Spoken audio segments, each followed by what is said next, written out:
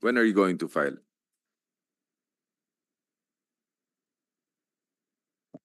We hope to file the case within the week, Your Honor, if there would be any case to be filed, Your Honor.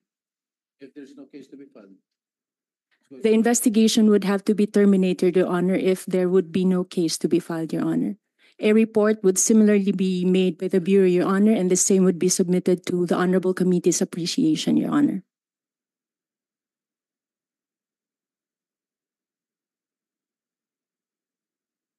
Ustad, sabi ni Sandro, when you testified earlier, na ayaw nila makita yung dalawa. Yan talaga yung inaalala ni Sandro. Ayaw niya kasi makita lang personally yung dalawa. Yeah. Alright, pwede Which, siya pwede lahat ba, naman po yata ng ganong klaseng kaso, ganun talaga yung naging effect. alright, pwede ba siya virtual?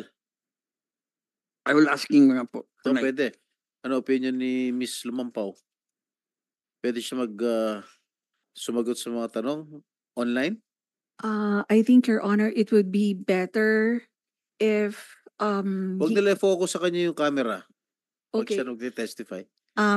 If he will just appear in a close executive session with you than virtual, so that mas maganda po kasi yung nakikita nyo talaga yung behavioral observation upfront. But of course, it will be up to the parent and the counsel. And of course, because Sandra is already of age, he can decide po. Mm-hmm. Where's the mother of Sandro? Yes, sir. Where's the mother of Sandro? Sa States po. Okay. So binigyan ng nanay yung consent. Opo, since he was 8 years old, ako lang nagpalaki kay Sandro. Okay.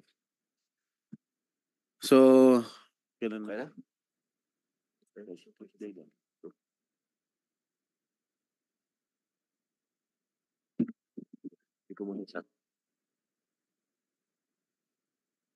Meron po akong 5 minutes lang. 5 minutes pa bago po kami mag-session. May tanong lang po ako kay Attorney Lorna Kapunan, ma'am. So sa mga narinig nyo po, hindi po ba qualified na yung sa mga doon po sa text messages, ano?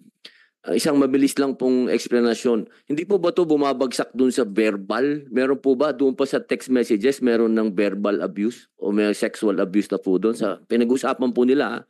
Doon pa lang po sa text messages. Sa palagay niyo po? Kasi yung harassment, hindi lang po physical, pwedeng verbal, miski na true or hindi, merong emotional at saka psychological po.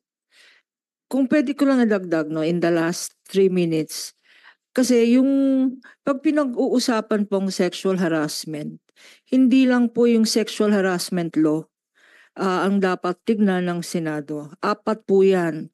Meron tayong Sexual Harassment Act, meron tayong Revised Penal Code sa Act of Lasciviousness, meron po tayong Revised Penal Code on Rape, at yung sinabi niyo po yung expanded definition ng rape to include already men. No? At lastly, meron po tayong Safe Space Act. Sa palagay ko po, sa more than 40 years of practice ko, lalong-lalo dito sa involved naman ako sa industriya, on both sides, no, complainant and the accused, kailangan po talagang palitan o amendahan ang law natin. First of all, what particular law, attorney? In particular, the anti-sexual. All of the laws that you mentioned? Yes po.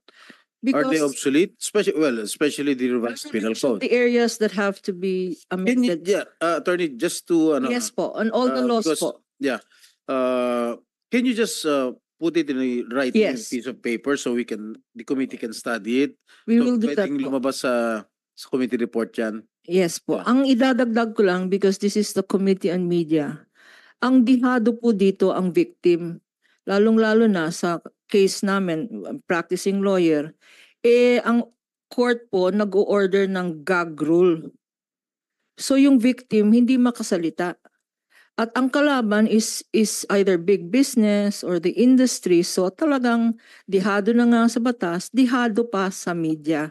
So sana tanggalin natin yung gag order na yan para level ang playing field. Thank you po.